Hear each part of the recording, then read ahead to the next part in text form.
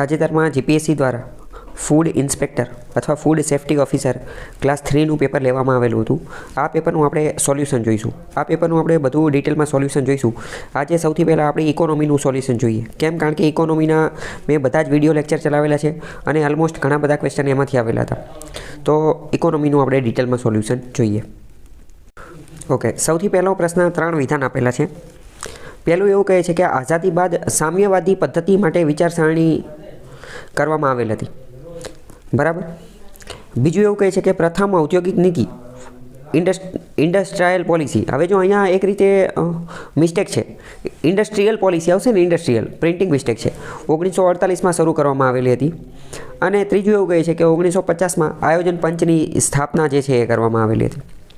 હવે પહેલાં જો આમાં 1 અને 3 યોગ્ય કીધું છે, પણ આપણે જોઈએ હકીકતમાં આમની ભૂલ છે. કારણ કે આઝાદી બાદ આપણે કોઈ સામ્યવાદી પદ્ધતિ અપનાવેલી જ નથી. સામ્યવાદીનો મતલબ શું થાય? સામ્યવાદીનો મતલબ તો થાય કમ્યુનલિઝમ અથવા કમ્યુનિસ્ટ પ્રકારની આપણે નથી અપનાવી, પરંતુ સમાજવાદી પ્રકારની, સોશિયાલિસ્ટ પ્રકારની જે છે એ અપનાવી હતી. બરાબર, સમાજવાદી. કારણ કે જવાહરલાલ નહેરુ ખુદ સમાજવાદના જે છે એ સપોર્ટર હતા. અને સમાજવાદીની અંદર પણ વાત કરીએ તો આગળ જતાં સુપ્રીમ કોર્ટે પણ એવું કીધેલું છે કે આપણે ડેમોક્રેટિક સોશિયલિઝમ એટલે કે સમાજવાદ છીએ, પરંતુ કેવી સમાજવાદી? તો કે લોકશાહી પ્રકારના સમાજવાદી જે છે એ આપણે ધરાવીએ છીએ. એટલે આપણે કમ્યુનલિઝમ, સામ્યવાદી હારે તો કોઈ દૂર હારે કોઈ લેવા દેવા છે નહીં. બરાબર. એટલે પહેલું એક રીતે ખોટું પડશે. બરાબર. બીજી વાત કરીએ કે આપણી પ્રથમ ઇન્ડસ્ટ્રીયલ પોલિસી તો એ 1948માં જ બનાવેલી હતી. તો બીજું સાચું છે. 1948માં બીજું જે છે એ સાચું છે. અને આયોજન પંચની સ્થાપના એ 1950માં થયેલી હતી. બરાબર. તો આની અંદર થોડી મિસ્ટેક છે. આ જે પ્રોવિઝનલ આન્સર કી છે, પ્રોવિઝનલ આન્સર કીમાં આમે તે જે છે એ મિસ્ટેક હોય છે. ઇન્ડસ્ટ્રીયલ પોલિસી એ તો પ્રિન્ટિંગ મિસ્ટેક છે. બરાબર. જો નીચે એક બીજી ઓલરેડી પ્રિલિમ્સની અંદર આ પ્રશ્ન પૂછાઈ ગયો છે કે પહેલી ઇન્ડસ્ટ્રીયલ પોલિસી તો એ 1948માં જ બનાવેલી હતી. બરાબર. અને આપણે આના વિશે ઓલરેડી ડિસ્કશન પણ કરેલું છે. ઇન્ડસ્ટ્રીયલ પોલિસી રિઝોલ્યુશન એને કહેવામાં આવતું હતું. આની અંદર જે આંતરપ્રિન્યોર અને જે મોટા ઉદ્યોગોને ને બધાને જે છે એ ધ્યાને લેવામાં આવેલા હતા. ઓકે. બીજો ક્વેશ્ચન છે પંચવર્ષીય યોજના જે છે એની બાબતે 3 વિધાન આપેલા છે કે પ્રથમ પંચવર્ષીય યોજના જે છે એ કૃષિ વિકાસ અને ફુગાવા ઉપર હતી. 5મી ગરીબી દૂર કરવા અને આત્મનિર્ભરતા, અને 11મી જે છે ઝડપી અને સર્વસમાવેશક વૃદ્ધિ. આગળ નીતિ આયોગ ઉપર પ્રશ્ન છે. 3 વિધાન આપેલા છે. પહેલું એવું કહે છે કે નીતિ આયોગની રચના ભારત સરકારના કેબિનેટ સચિવાલયની સૂચના એટલે કે નોટિફિકેશનથી થયેલી છે. કેબિનેટ સચિવાલય જે એના નોટિફિકેશનથી થયેલી છે. પહેલું વિધાન સાચું છે, ખોટું છે? બરાબર. તો પહેલું વિધાન બિલકુલ સાચું છે. કેમ? કારણ કે નીતિ આયોગ જે છે એ સ્ટેચ્યુટરી બોડી એટલે કે વૈધાનિક કાયદા દ્વારા બનેલી નથી. એ કાયદાકીય સંસ્થા નથી. એ કોન્સ્ટિટ્યુશનલ બોડી, બંધારણીય સંસ્થા પણ નથી. પરંતુ માત્ર અને માત્ર એક્ઝિક્યુટિવ એટલે કે કારોબારીના એક ઠરાવથી બનેલી છે. કારોબારી શું, લેજિસ્લેટિવ શું, આ બધું ઓલરેડી મેં ચર્ચા કરેલી છે. બરાબર. તો કારોબારીએ ભેગા થઈ અને એક ઠરાવ કરેલો એને કહેવાય એક્ઝિક્યુટિવ રિઝોલ્યુશન. અને એના દ્વારા એને આજે આને ઠરાવ કર્યો તો એને લાગુ પાડવા માટે સચિવાલય હોય. એ સચિવાલય એને કેબિનેટ સચિવાલય કહેવાય. અને એક્ઝિક્યુટિવ અને કેબિનેટ એ બંને એક જેવું જ છે. એ મેં તમને કીધું હતું. એક્ઝિક્યુટિવ એ જ કેબિનેટ છે. આવું પણ મેં તમને સમજાવેલું હતું. તો કેબિનેટ સચિવાલયે આની માટેનું નોટિફિકેશન બહાર પાડી અને આની સ્થાપના કરેલી છે. તો પહેલું વિધાન સાચું છે. બીજું એવું કહે છે કે નીતિ આયોગ 1 જાન્યુઆરી 2015ના રોજ કરવામાં આવેલી હતી. ખોટી વાત છે. 2015માં બનેલી હતી. 2015માં. અને ત્રીજું એવું કહે છે કે નીતિ આયોગના અધ્યક્ષ એના ભારતના વડાપ્રધાન હોય છે. તો એ વાત સાચી છે. એને હેડ જે છે એ ભારતના વડાપ્રધાન હોય છે. બરાબર. NITI Aayog most important topic છે. હમણાં જે મેઇન્સ લેવાઈ ગઈ, જીપીએસસીની મેઇન્સ લેવાઈ ગઈ, તો એની અંદર પણ આ પ્રશ્ન પૂછાઈ ગયેલો કે નીતિ આયોગ વિશે 10-15 માર્કનો પ્રશ્ન પૂછાઈ ગયેલો. બરાબર. સીસીઈની મેઇન્સ આવશે હમણાં, તો એમાં પણ આ પ્રશ્ન પૂછાઈ શકે. અથવા જે નાની બીજી પરીક્ષાઓ જે છે એમાં પણ પ્રશ્ન પૂછાઈ શકે. જેમ કે આની ઉપરનો નિબંધ લખવાનો પૂછાઈ શકે, અથવા આની ઉપરનો અહેવાલ લખવાનો પ્રશ્ન પૂછાઈ શકે. બરાબર. તો આવા પ્રશ્ન પણ પૂછાઈ શકે છે. ચલો હું તમને એક ક્વેશ્ચન પૂછું. નીતિ આયોગ જે છે, નીતિ આયોગ એના મુખ્યત્વે 2 હબ છે. કયા 2 હબ છે તમે કહી શકશો? આની પહેલાં પ્રશ્ન પૂછાઈ ગયેલો છે. 2 હબ કયા છે કહી શકશો? આની પહેલાં જે પેપર હતું એ પેપરની અંદર જ તે જીપીએસસી દ્વારા જે પ્રશ્ન પૂછાઈ ગયેલો હતો. તો બીજી વાર પણ એ પ્રશ્ન પૂછવાની શક્યતા સૌથી વધુ છે. તો એ બંને હબ કયા હતા? તો પહેલું હતું team India hub, TIH, team India hub. અને બીજું હતું કે knowledge and innovation hub, KIH, knowledge and innovation. મેં તમને આવી રીતે યાદ રાખવાનું કીધું હતું. TIH અને KH, ટી અને કી, TIH અને KH. ટીમ ઇન્ડિયા હબ અને નોલેજ એન્ડ ઇનોવેશન હબ. એમાં જે ટીમ ઇન્ડિયા હબ જે છે એ એક રીતે શું કરે છે, કોઓપરેશન સહકાર માટેનું કામ કરે છે. સમગ્ર ભારતના બધા રાજ્ય અને ભારત સરકાર, કેન્દ્ર સરકાર એ બંને ભેગા મળીને કામ કરે છે, એટલે એ ટીમ ઇન્ડિયા હબ એ કોઓપરેશનનું કામ કરે છે. જ્યારે નોલેજ એન્ડ ઇનોવેશન હબ એ એક રીતની લાઇબ્રેરી ચલાવે છે. તો એ શું કરે છે, એ એક રીતે એક્સપર્ટાઇઝ, ટેકનિકલ નોલેજ અને પોતાની જે એક્સપર્ટાઇઝ, તજજ્ઞતા જે છે એને પ્રોત્સાહિત કરવાનું કામ કરે છે. કોઈ દેશ, કોઈ રાજ્ય, કોઈ શહેર એણે કોઈ નવું ઇનોવેટિવ કાર્ય કરવું છે પણ એને સલાહ સૂચન જોઈએ છે, તો નીતિ આયોગનું આ જે નોલેજ એન્ડ ઇનોવેશન હબ જે છે એ એની માટેનું બધું કામકાજ કરશે. બરાબર. 1 જાન્યુઆરી 2015ના રોજ બનેલી હતી. બરાબર. કેબિનેટના ઠરાવથી વડાપ્રધાન આના હેડ હોય છે. આ ઉપરાંત દરેક રાજ્યના સીએમ, દરેક રાજ્યના મુખ્યમંત્રી પણ આના જે છે એ સભ્ય હોય છે. આ ઉપરાંત યુનિયન ટેરિટરી, દરેક કેન્દ્રશાસિત પ્રદેશના જે મુખ્યમંત્રી અથવા યુનિયન ટેરિટરીના જે ચેરપર્સન, એના જે હેડ હોય એ પણ આની અંદર જે છે સભ્યો હોય છે. જે પ્લાનિંગ કમિશનમાં નહોતા. પ્લાનિંગ કમિશનમાં જે છે એ કેન્દ્ર શાસિત પ્રદેશનું કોઈ રિપ્રેઝન્ટેશન, કોઈ પ્રતિનિધિત્વ હતું નહીં, જ્યારે આની અંદર જે છે એ હોય છે. બરાબર. બીજું, આની અંદર આની રોજબરોજનું દેખરેખ રાખવા માટે જે છે એ આના એક સીઈઓ, ચીફ એક્ઝિક્યુટિવ ઓફિસર પણ હોય છે. ક્લાસ 3ની પરીક્ષામાં વારંવાર પૂછાતા હોય છે કે નીતિ આયોગના સીઈઓ કોણ છે. પ્રથમ સીઈઓ જે તે સમયે અમિતાભ કાંત હતા, અત્યારે બદલાઈ ગયા છે. બરાબર. આના 2 હબ છે એ પણ તમને ખબર હોવી જોઈએ કે બંને હબ ગયા છે. 1 જાન્યુઆરી 2015 જે છે એ ત્યારે બનેલી હતી. બરાબર. બાકી ઓલરેડી આની ઉપર બીજા પણ ઘણા બધા વિડીયો લેક્ચર નીતિ આયોગમાં બનાવેલા છે. NITI Aayog most important topic છે. આ કોઓપરેટિવ ફેડરલિઝમના સિદ્ધાંત ઉપર કામ કરે છે. કોમ્પિટિટિવનેસ અને કોઓપરેશન, સહભાગિતા અને પ્રતિસ્પર્ધા, આ બંને આયામ ઉપર જે છે એ વર્ક કરે છે. એ બધું ડિટેલમાં ચલાવેલું છે, તો એ વિડીયો તમે જોઈ લેજો. બરાબર.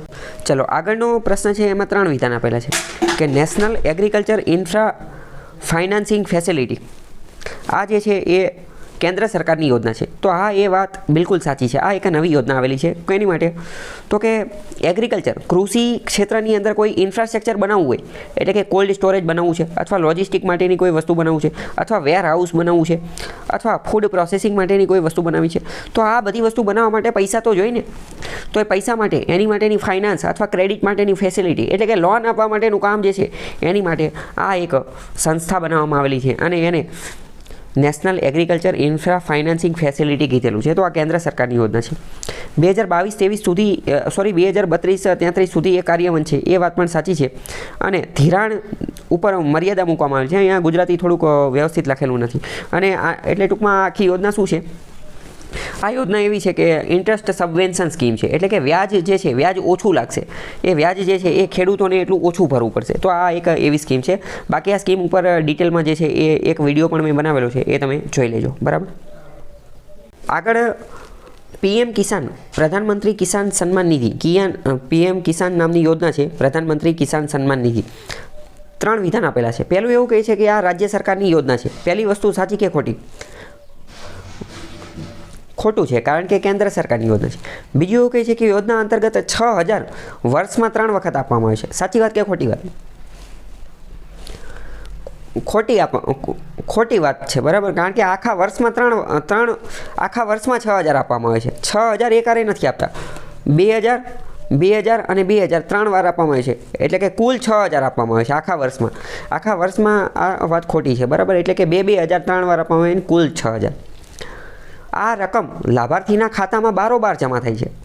તો એ વાત સાચી છે. એટલે ડીબીટીથી, ડાયરેક્ટ બેનિફિટ ટ્રાન્સફર, ડાયરેક્ટ એકાઉન્ટમાં જમા થાય છે.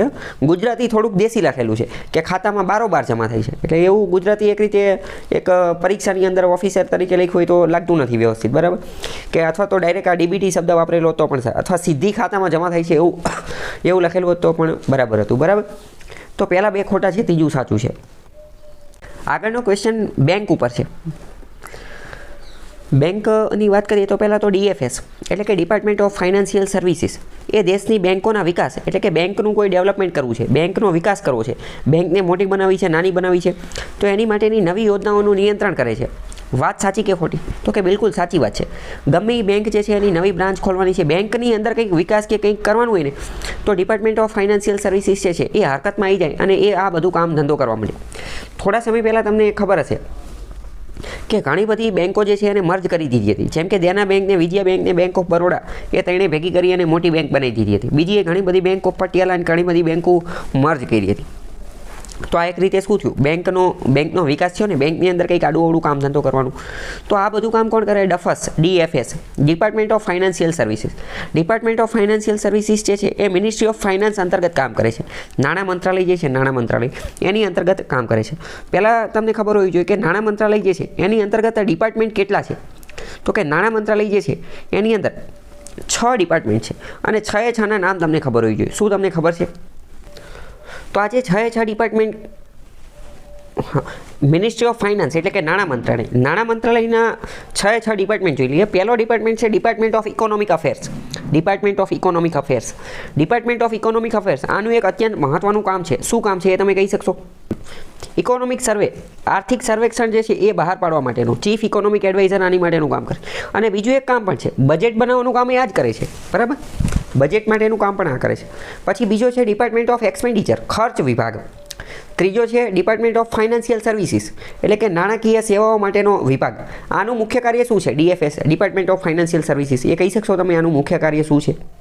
અત્યારે આપણે જે ક્વેશ્ચનમાં ડિસ્કસ કર્યું એ જ તો આનું કાર્ય છે. અત્યારે આપણે ક્વેશ્ચનમાં આનું જ તો ડિસ્કસ કર્યું કે ડિપાર્ટમેન્ટ ઓફ ફાઇનાન્શિયલ સર્વિસીસ, બરાબર? તો શું કે બેંકનું ડેવલપમેન્ટ, બેંકના વિકાસ માટે અને બેંકનું કોઈ પણ કામ ધંધો કરવાનો હોય તો એ આનું કામ છે. બેંક સંબંધિત છે, બરાબર? ડિપાર્ટમેન્ટ ઓફ ફાઇનાન્શિયલ સર્વિસીસ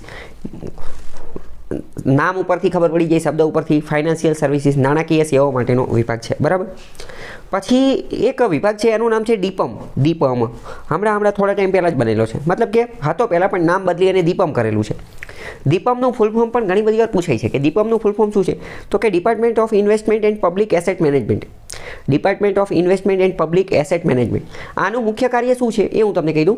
આનું મુખ્ય કાર્ય એ છે કે સરકાર ઘણી બધી વાર ખાનગીકરણ કરતું હોય છે, પ્રાઇવેટાઇઝેશન કરતું હોય છે, પરંતુ સરકાર એની માટે ખાનગીકરણ, પ્રાઇવેટાઇઝેશન શબ્દ નથી વાપરતા, પરંતુ શું શબ્દ વાપરે છે? સ્ટ્રેટેજિક ડિસઇન્વેસ્ટમેન્ટ શબ્દ વાપરે છે. સ્ટ્રેટેજિક ડિસઇન્વેસ્ટમેન્ટ ક્યારે થાય? ખાનગીકરણ ક્યારે થાય? સ્ટ્રેટેજિક ડિસઇન્વેસ્ટમેન્ટ ક્યારે થાય? તો સરકાર જ્યારે પોતાનો હિસ્સો 50% કરતાં વધુ વેચી દે, 50% કરતાં વધુ કોઈપણ કંપનીનો, કોઈપણ સરકારી કંપની હોય એનો પોતાનો હિસ્સો, પોતાનો સ્ટેક 50% કરતાં વધુ વેચી દે તો એને સ્ટ્રેટેજિક ડિસઇન્વેસ્ટમેન્ટ કહેવાય. તો એ બધું જે ડિસઇન્વેસ્ટમેન્ટ માટેના બજેટની અંદર સરકાર દર વખતે ટાર્ગેટ પણ રાખે છે કે અમે આટલી વસ્તુ વેચી દેશું. તમને એવું લાગે સરકાર વેચે શું લેવા? તો ખોટમાં હાલતું હોય તો કે આમથી એને હલાવવું, બધાને ખર્ચા પાડી દેવા, એની કરતાં વેચી દેવું સારું. તો સરકાર આ ડિસઇન્વેસ્ટમેન્ટ માટેના ટાર્ગેટને એવું બધું પણ રાખતા હોય છે, બરાબર? તો આ બધું દેખરેખ કોણ રાખે? તો આ બધું દેખરેખ રાખવાનું કામ જે છે એ DIPAM કરે છે. ઘણી બધી વાર પ્રશ્ન આ પણ પૂછાઈ ગયો છે કે DIPAMનું મુખ્ય કાર્ય શું છે? DIPAMનું ફૂલ ફોર્મ પણ પૂછાઈ ગયું છે કે department of investment and public asset management, બરાબર? અને એનું મુખ્ય કાર્ય શું છે એ કહી શકશો તમે? Right, very good. ડિસઇન્વેસ્ટમેન્ટ માટે બધો કામ ધંધો કરવાનો. શબ્દ ઉપરથી ખબર પડી જાય. જો એસેટ મેનેજમેન્ટ એટલે કે એસેટ મેનેજમેન્ટ કરે. સરકારના જેટલા એસેટ છે, સરકારના કેટલા એસેટ છે? તો કે સરકારી કંપનીને એ બધું હોય તો એ અમુક સરકારી કંપની જે હરખી નથી કરતી તો એનું મેનેજમેન્ટ કરવાનું. કઈ રીતે મેનેજમેન્ટ કરવાનું? તો કે વેચી નાખો ને, આપણે નથી રાખવી, ડિસઇન્વેસ્ટમેન્ટ કરીએ. ડિસઇન્વેસ્ટમેન્ટ કરવું એટલે કે વેચી નાખવી. અને સ્ટ્રેટેજિક ડિસઇન્વેસ્ટમેન્ટનો મતલબ શું? જ્યારે જો એક વસ્તુ વિચારો, માની લો કે 100% સરકારી કંપની છે તો 100% હિસ્સો એનો કોનો હોય? સરકારનો. હવે માની લો કે આમાં સરકાર 25% ભાગ વેચી નાખે, 25% ભાગ વેચી નાખે તો સરકાર પાસે બાકી કેટલો રહે? તો કે સરકાર પાસે બાકી રહે 75%. તો આને શું કહેવાય? આને કહેવાય ડિસઇન્વેસ્ટમેન્ટ. આને ખાનગીકરણ નો કહેવાય, આને કહેવાય ડિસઇન્વેસ્ટમેન્ટ.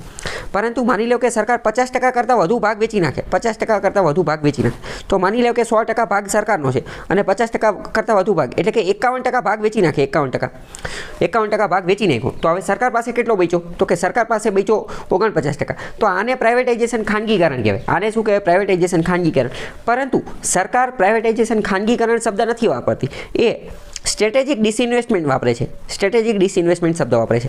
પ્રશ્ન પૂછાઈ જાય સ્ટ્રેટેજિક ડિસઇન્વેસ્ટમેન્ટ માટે કેટલો હિસ્સો? તો કે 50% કરતાં વધુ ભાગ વેચે તો જ તે. ખ્યાલ આવી ગયો કે ન આવ્યો?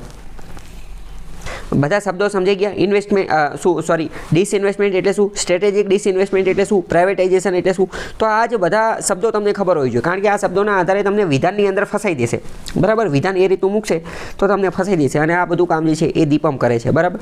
ચલો હું તમને એક બીજો પ્રશ્ન પૂછું. અહીંયા એક વિધાન પૂછું, તમને આપણે જોઈએ તમને આઈડિયા આવ્યો કે નહીં. જો સરકાર કોઈ કંપનીની અંદર પોતાનો 34% હિસ્સો વેચે છે, 34% હિસ્સો, તો આને સ્ટ્રેટેજિક ડિસઇન્વેસ્ટમેન્ટ કહેવાય કે ન કહેવાય? તો આને સ્ટ્રેટેજિક ડિસઇન્વેસ્ટમેન્ટ કહેવાય નહીં, ખાલી ડિસઇન્વેસ્ટમેન્ટ કહેવાય. જો 34% હિસ્સો વેચે તો એને પ્રાઇવેટાઇઝેશન ખાનગીકરણ કહેવાય કે ન કહેવાય? તો એને પણ ખાનગીકરણ કહેવાય નહીં, બરાબર. ખાનગીકરણ શબ્દ ખાલી ન્યૂઝપેપરવાળાને એ વાપરતા હોય છે અને પ્રાઇવેટાઇઝેશન શબ્દ એ સ્ટ્રેટેજિક ડિસઇન્વેસ્ટમેન્ટ એનું જ બીજું નામ છે. ઓકે, તો મગજમાં તમારે છપાઈ ગયું. ચલો, આગળનો બીજો એક ડિપાર્ટમેન્ટ છે department of public enterprise. Department of public enterprise લોકોની અમુક સુવિધાને એ બધાને ધ્યાનમાં રાખી અને આ એક વિભાગ છે. અને બીજો એક વિભાગ છે department of revenue. Department of revenue જેને ગુજરાતીમાં કહેવાય મહેસૂલ વિભાગ. ડિપાર્ટમેન્ટ ઓફ રેવન્યુ જ્યાંથી સરકારની આવકને એ બધું આવતું હોય એ, બરાબર. સરકારની જે રોજબરોજની આવક થતી હોય, જેમ કે પાક આપણે જમીન ઉપર લોકો વિઘોટીને એ બધું ભરતા હોય, તો એ બધું આની અંદર છે, બરાબર. તો સરકારની અલગ અલગ જે આવક થતી હોય એ મહેસૂલ વિભાગ એને કહેવાય. તો પહેલાં તો તમને નાણાં મંત્રાલયના 6 વિભાગ જે છે એ ખબર હોવી જોઈએ, બધા મોઢે યાદ હોવા જોઈએ. તો કે department of economic affairs, department of expenditure, department of financial services, પછી દીપમ, પછી ડિપાર્ટમેન્ટ ઓફ પબ્લિક એન્ટરપ્રાઇઝ અને ડિપાર્ટમેન્ટ ઓફ રેવન્યુ, બરાબર. બાકી વાત કરીએ તો આ બધા જે વિભાગ જે છે એની ઉપર મેં ડેડિકેટેડ પણ બીજા 1-2 વિડીયો જે છે એ બનાવેલા છે, એવું લાગે તો તમે એ જોઈ લેજો, બરાબર. ચલો, હવે આપણે ફરીથી આપણા ક્વેશ્ચનમાં આવી જઈએ કે department of financial services DFS એ બેંકનો વિકાસ અને નવી યોજનાઓનું નિયંત્રણ કરે છે. તો એ વાત બિલકુલ સાચી છે, બરાબર. હવે બીજો જે છે બીજું વિધાન એવું કહે છે કે દેશમાં મુખ્યત્વે શેડ્યુલ કમર્શિયલ બેંક અને સહકારી બેંકો છે. આ વાત સાચી કે ખોટી? તો બીજું વિધાન જે છે એ સાચું છે. પહેલાં સમજો કે શેડ્યુલ્ડ બેંકનો મતલબ શું થાય? શેડ્યુલ્ડ બેંકનો મતલબ એ થાય, કહી શકશો તમે શેડ્યુલ્ડ બેંકનો મતલબ શું થાય? ખ્યાલ છે તમને? મેં ઇકોનોમીના લેક્ચરમાં ચલાવી દીધું છે. શેડ્યુલ્ડ બેંકનો મતલબ થાય કે RBI એક્ટ જે છે, RBI એક્ટના સેકન્ડ શેડ્યુલની અંદર બીજા નંબરના શેડ્યુલની અંદર જે બેંકોના નામ છે એને શેડ્યુલ્ડ બેંક કહેવાય, બરાબર. શેડ્યુલ્ડ બેંક એકદમ સહેલું છે. શેડ્યુલ્ડ બેંક એટલે શું? તો કે RBI એક્ટના બીજા શેડ્યુલની અંદર જે બેંકોના જે લિસ્ટમાં જે બેંકનું નામ લખેલું છે એને શેડ્યુલ્ડ બેંક કહેવાય. અથવા તો શેડ્યુલ્ડને ગુજરાતીમાં કહેવાય અનુસૂચિ. તો કે RBI એક્ટની જે અનુસૂચિ 2ની અંદર જે નામ લખેલા છે, અનુસૂચિ 2ની અંદર જે લિસ્ટમાં જે નામ લખેલા છે એને શેડ્યુલ્ડ બેંક કહેવાય, બરાબર. તો શેડ્યુલ્ડ બેંક તો ખબર પડી ગઈ આપણને. SBI ને એવી બધી અમુક બેંક છે. બીજી છે કમર્શિયલ બેંક. કમર્શિયલ બેંક એટલે શું? ગુજરાતીમાં એને કહેવાય વાણિજ્ય બેંક. શબ્દના આધારે કીવર્ડ ટેકનિકનો ઉપયોગ કરો. કમર્શિયલ બેંક એટલે કેવી? તો કે વાણિજ્ય બેંક જે ઉદ્યોગ ધંધો વેપાર માટેના કામ ધંધા કરતી હોય એ. એક રીતે એવું કહી શકાય કે બધી મોટાભાગની જે પ્રાઇવેટ બેંક એ કમર્શિયલ બેંક છે, વાણિજ્ય બેંક છે. તો કે હા, સાચી વાત, કારણ કે એ ધંધો તો કરે છે, બરાબર, અને વેપાર માટેની સુવિધા તો પૂરી પાડે છે. તો મોટાભાગની પ્રાઇવેટ બેંક એ કમર્શિયલ બેંક છે. અને શેડ્યુલ બેંક એ અત્યંત મહત્ત્વની છે, એટલે તો RBI એને સેકન્ડ શેડ્યુલની અંદર રાખેલી છે. તો કે દેશમાં મુખ્યત્વે એટલે કે પ્રાઇમરી ધોરણે મોટે ભાગે શેડ્યુલ્ડ બેંક, કમર્શિયલ બેંક અને સહકારી બેંક જોવા મળે છે. તો એ વિધાન સાચું છે. પરંતુ જો આમાં એવું કીધેલું હતું કે દેશમાં મુખ્યત્વેની બદલે માત્ર આપેલું હતું, ઓનલી આપેલું હતું કે માત્ર કમર્શિયલ બેંક, શેડ્યુલ્ડ બેંક અને સહકારી બેંક જોવા મળે છે, તો ખોટું પડે. કેમ? કારણ કે દેશમાં નોન શેડ્યુલ બેંક જોવા મળે છે, પેમેન્ટ બેંક જોવા મળે છે, હમણાં તાજેતરમાં એલી, બરાબર. નોન શેડ્યુલ બેંક જોવા મળે છે, નોન કમર્શિયલ બેંક જોવા મળે છે, બરાબર. પરંતુ એ મુખ્યત્વે કીધું. મુખ્યત્વે એટલે મોટે ભાગે આપણે બજારની અંદર નીકળીને મોટે ભાગે 10 બેંક હોય તો 10માંથી 8 બેંક જે છે એ શેડ્યુલ હોય, કમર્શિયલ હોય, કાં સહકારી હોય. તો એ રીતે, બરાબર. આપણે જોઈશું તો મોટે ભાગે કોઓપરેટિવ બેંક આવેલી હોય છે, તો એ સહકારી, જેમ કે પીપલ્સ બેંક, જેમ કે રાજકોટ સહકારી બેંક, અમદાવાદ સહકારી બેંક ઓલમોસ્ટ દરેક જિલ્લાની એકાદી હોય જ છે, બરાબર. આ ઉપરાંત બીજી પણ અમુક સહકારી બેંક જે છે એ આવેલી હોય છે. અને શેડ્યુલ બેંક અને કમર્શિયલ બેંક જોવા મળતી હોય છે, બરાબર. તો બીજું વિધાન સાચું છે. ખોટું કઈ રીતે બને એ પણ મેં તમને કહી દીધું. બીજી વાત કરીએ કે બેંકોના નિયંત્રણ માટે, બેંકને રેગ્યુલેટ કરવા માટે, બેંકોને નિયંત્રણ માટે RBI જે છે એ બેન્કિંગ રેગ્યુલેશન એક્ટનું પાલન કરે છે. બેન્કિંગ રેગ્યુલેશન એક્ટ અંતર્ગત કામ કરે છે. તો એ વિધાન સાચું છે. બેન્કિંગ રેગ્યુલેશન એક્ટ એની માટે કામ કરે છે. આ ઉપરાંત હવે તમને એ પણ ખબર હોવી જોઈએ કે RBI બેંકને કંટ્રોલ કરવા માટે બીજું મોનેટરી પોલિસીનો પણ ઉપયોગ કરી શકે. મોનેટરી પોલિસી આની અંતર્ગત ક્વોન્ટિટેટિવ ટૂલ અને ક્વોલિટેટિવ ટૂલ આનો પણ ઉપયોગ કરી શકે. તો અહીંયા તમને ખબર હોવી જોઈએ કે ક્વોન્ટિટેટિવ ટૂલ કયા અને ક્વોલિટેટિવ ટૂલ કયા. બંને ટૂલ જે છે એ તમને ખબર હોવી જોઈએ. બંને ઉપર આપણે ડિટેલમાં ચર્ચા કરેલી છે, એ તમને ખ્યાલ હોવો જોઈએ, બરાબર. તો અહીંયા ત્રણેય વિધાન સાચા છે. Insurance regulatory and development authority act એટલે કે IRDA ની વાત કરે છે. IRDA, insurance regulatory and development authority act 1989 અંતર્ગત સ્થાપવામાં આવેલી વૈધાનિક સંસ્થા છે. એ વિધાન ખોટું છે. કેમ? કારણ કે 1989માં નથી સ્થાપવામાં આવેલી. એક મિનિટ, કારણ કે એ ત્યારે નથી સ્થાપવામાં આવેલી. ઈરડાનો જે એક્ટ જે છે એ તો 1999નો એક્ટ છે, બરાબર. એટલે એ 1999માં એના 10 વર્ષ પછીની સ્થાપવામાં આવે છે. તો આ જે છે એ ખોટું છે. બીજી વાત કરીએ કે IRDA act 1989, IRDA insurance act 1935 એ ઇન્સ્યોરન્સ સેક્ટરને સંચાલિત કરતા મુખ્ય કાયદા છે. ચલો, બીજું વિધાન સાચું છે ખોટું છે વિચારીને કહો તો. અત્યારે જ વાત થઈ કે ઈરડા એક્ટ જે છે એ 1999નો છે, તો 1989 તો આવી ન શકે, તો આ તો બીજું પણ ખોટું જ પડી જાય ઓટોમેટિક, બરાબર. બંને વિધાન ખોટા છે. આ ઈરડાનું મુખ્ય કાર્ય શું છે કહી શકશો તમે? વિદેશ વેપારમાં લેણ દેણની તુલા, વિદેશ વેપાર એટલે કે ફોરેન ટ્રેડ, અને લેણ દેણની તુલા એટલે લેણ દેણની તુલા એટલે કે બેલેન્સ ઓફ પેમેન્ટની વાત. એને ગણવા માટે ચાલુ ખાતું અને મૂડી ખાતું હોય છે. સાચી વાત કે ખોટી વાત? તો પહેલાં તો પહેલું વિધાન સાચું છે, બરાબર. ચાલુ ખાતું એને કહેવાય કરંટ એકાઉન્ટ અને મૂડી ખાતું એને કહેવાય કેપિટલ એકાઉન્ટ, બરાબર. તો બંને વિધાન સાચા છે. બીજી વાત કરીએ કે આ ઉપરાંત ત્રીજું ખાતું પણ હોય છે, અન્ય એક ખાતું પણ હોય છે, પણ અહીંયા કીધું છે કે 2 ખાતા હોય છે. અહીંયા એવું નથી કીધું કે માત્ર 2 જ ખાતા હોય છે, બરાબર. એટલે આ વિધાન સાચું છે.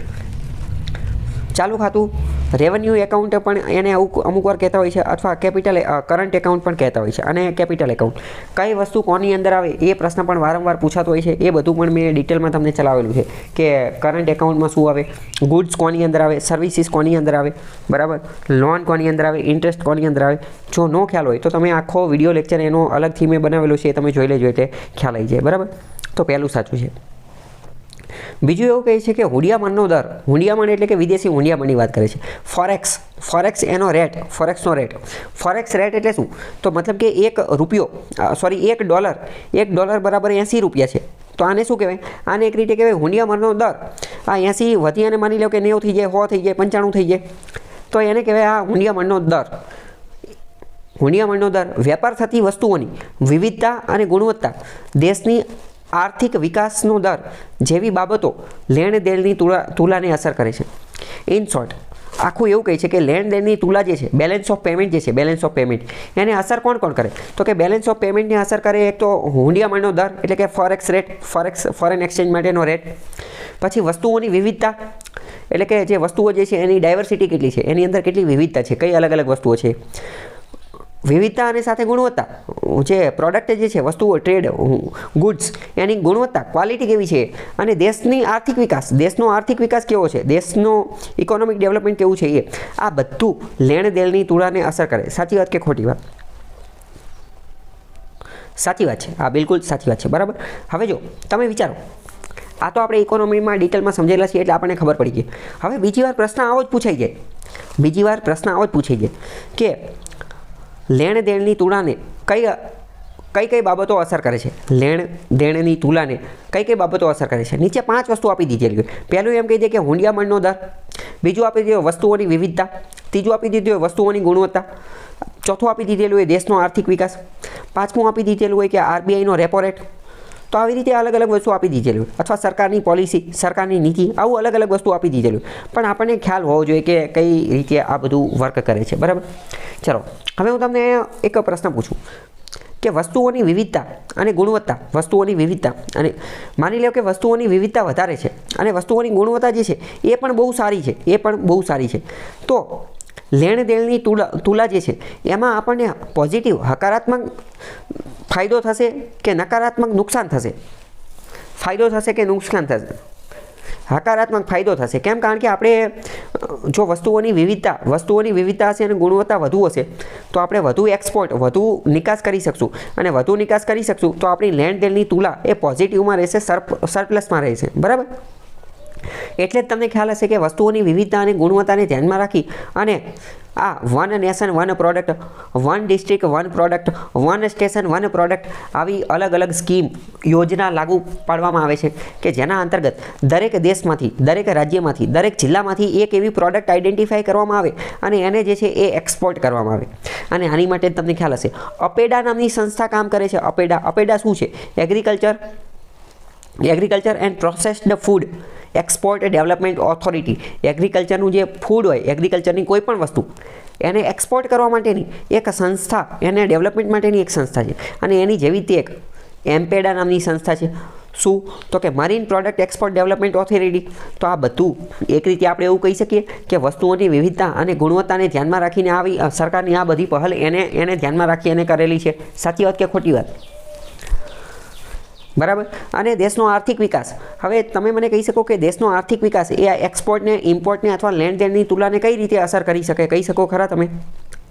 ચલો, દેશનો આર્થિક વિકાસ એટલે કે ઇકોનોમિક ડેવલપમેન્ટ અથવા ગ્રોથ અથવા તો જીડીપી તમે આને કહી શકો. તો જો દેશનો વધુ ગ્રોથ હશે, દેશનો ગ્રોથ વધુ થતો હશે, બરાબર, તો જ કંઈક એક્સપોર્ટ કે ઇમ્પોર્ટ એવું કંઈક કરી શકશે ને. માની લો કે આપણા દેશનો એટલો વિકાસ જ નથી થતો, આપણે અહીંયા ઘરે ખાવાના ફાંફા છે, તો આપણે વિદેશ વેપાર ક્યાંથી કરશું? આપણે પહેલાં આપણું પૂરું કરશું ને, બરાબર. અથવા તો બીજી આપણે વાત કરીએ કે આપણે અહીંયા બહુ ડખા હશે, બરાબર, આપણે અહીંયા એટલો બધો વિકાસ નહીં થતો હોય, તો આપણે એવું પણ બને કે આપણે ક્રૂડ ઓઇલને એ બધું વધુ ને વધુ બહારથી મંગાવવું પડે, તો એ પણ આ તુલાને તો અસર કરશે જ ને, લેણદેણની તુલાને તો અસર કરશે જ તે. એટલે આર્થિક વિકાસ આપણો જો બહુ ખતરનાક લેવલનો આર્થિક વિકાસ થઈ ગયો હશે, માની લો કે આપણી જીડીપી દર વર્ષે 10% દરથી આગળ વધતી હોય, તો આપણે વિચારી શકીએ કે આપણે હવે વધુ ને વધુ એક્સપોર્ટ કરવું પડશે, બરાબર. તો અથવા તો માની લો કે આપણી જીડીપી જે છે માઇનસમાં છે, કંઈ બનતું જ નથી ભારતની અંદર, તો આપણને એવું પણ ખબર પડે કે આપણે વિદેશમાંથી કંઈક વસ્તુ મંગાવવી પડશે, એટલે વધુ ને વધુ ઇમ્પોર્ટ કરવું પડશે, તો એ પણ લેણદેણની તુલાને તો અસર કરે જ છે ને, બરાબર.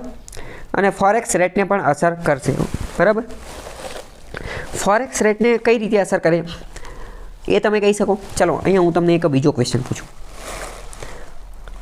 આજે $1 બરાબર 80 રૂપિયા છે, બરાબર. તો $1 બરાબર 80 રૂપિયા છે. હવે તમે મને કહો કે $1 બરાબર 100 રૂપિયા થાય તો એક્સપોર્ટ વધે, કે $1 બરાબર 50 રૂપિયા થાય તો એક્સપોર્ટ વધે? એક્સપોર્ટ વધે કોની અંદર? હા, તમને એવું લાગતું હશે કે $1 50 રૂપિયા થાય તો એક્સપોર્ટ વધે, પણ એ વાત ખોટી છે. જ્યારે $1 100 રૂપિયા થાય ને, જ્યારે રૂપિયો ગગડે ને, $1 100 રૂપિયા થયા એનો મતલબ શું? કે રૂપિયો ગગડ્યો. જ્યારે રૂપિયો વધુ અને વધુ ગગડી જાય, ત્યારે એક્સપોર્ટમાં વધારો થાય, ત્યારે નિકાસની અંદર વધારો થાય. તમને એવું લાગે એવું કઈ રીતે? તો એવું એવી રીતે તમે જુઓ, કારણ કે માની લો કે $1 બરાબર 50 રૂપિયા છે અને બીજી બાજુ $1 બરાબર 100 રૂપિયા છે, બરાબર.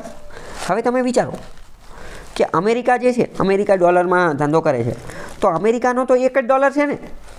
તમે વિચારો કે પહેલાં એને $1 ની અંદર શું થતું હતું? 50 રૂપિયાની વસ્તુ મળતી હતી. પહેલાં એને $1 ની અંદર કેટલાની વસ્તુ મળતી હતી? 50 રૂપિયાની. પરંતુ હવે એને $1 ની અંદર 100 રૂપિયાની વસ્તુ મળે છે. તો હવે આપણું એક્સપોર્ટ વધશે કે નહીં? હવે એ વસ્તુ વધારે ખરીદશે કે નહીં? ફોર એક્ઝામ્પલ સમજો કે એક 50 રૂપિયાનો શર્ટ છે, તો પહેલાં અમેરિકાવાળા જે છે એ $1 ની અંદર એક શર્ટ લઈ શકતા હતા, પણ હવે તો 2 શર્ટ લઈ શકે છે ને. એમનો પર્ચેસિંગ પાવર વધી ગયો કે નહીં? એટલે હંમેશા યાદ રાખવાનું, જ્યારે રૂપિયો ગગડે, રૂપિયાનું જ્યારે ડિવેલ્યુએશન થાય અથવા ડેપ્રિસિએશન થાય, ત્યારે હંમેશા એક્સપોર્ટ વધશે. ત્યારે હંમેશા શું થશે? એક્સપોર્ટ વધશે. ઘણા બધા દેશો જાણી જોઈ અને હાથે કરી અને જે છે એ પોતાનું જે ચલણ જે છે એની કિંમત ડાઉન રાખતા હોય છે. ચાઇના ઉપર અમેરિકાએ ઘણી બધી વાર એવો આરોપ લગાવેલા છે કે તમે જાતે કરી અને કરન્સી જે છે એને ડિવેલ્યુએટ કરો છો, એને ડેપ્રિસિએટ કરો છો, કારણ કે તમને એક્સપોર્ટનો લાભ મળે એટલે, બરાબર. તો એની માટે ચાઇના ઉપર વારંવાર આવા આરોપ લાગેલા છે. જે તે સમયે ભારત ઉપર પણ આવા આરોપ લાગેલા છે. ભારતને પણ અમેરિકાવાળાએ એવું કીધું કે તમે જાતે કરી અને તમારી કરન્સી ડિવેલ્યુએટ કરો છો, કે જેના કારણે આવું બધું થાય, બરાબર. તો આ અત્યંત મહત્ત્વનો પ્રશ્ન હતો. આવો પ્રશ્ન વારંવાર જીપીએસસીમાં પૂછાઈ ગયો છે, બીજી વાર એ પૂછાઈ છે, અને મોટાભાગના વિદ્યાર્થીઓ સામાન્ય રીતે આમાં જે છે એ ભૂલ કરતા હોય છે, બરાબર. ખ્યાલ આવ્યો કે ન આવ્યો? ચલો, હવે તમને ફરીથી પ્રશ્ન પૂછું કે એક્સપોર્ટ વધારવા હોય તો રૂપિયાનું ડેપ્રિસિએશન થવું જોઈએ કે ન થવું જોઈએ? ડેપ્રિસિએશન થવું જોઈએ કે નહીં? બરાબર. ડેપ્રિસિએશનથી એક્સપોર્ટ વધશે, બરાબર. એ બંનેને સંબંધ છે સીધો. ઓકે, તો આને તો આપણે હુંડિયામણનો દર કહીએ છીએ. તો અહીંયા મેં તમને એ પણ જણાવી દીધું કે લેણદેણની તુલનાને આ બધી વસ્તુ અસર કરે. કેવી રીતે કરે? બીજી વાર એવો પ્રશ્ન પૂછાય તો પણ તમે ડીલ કરી શકો, બરાબર.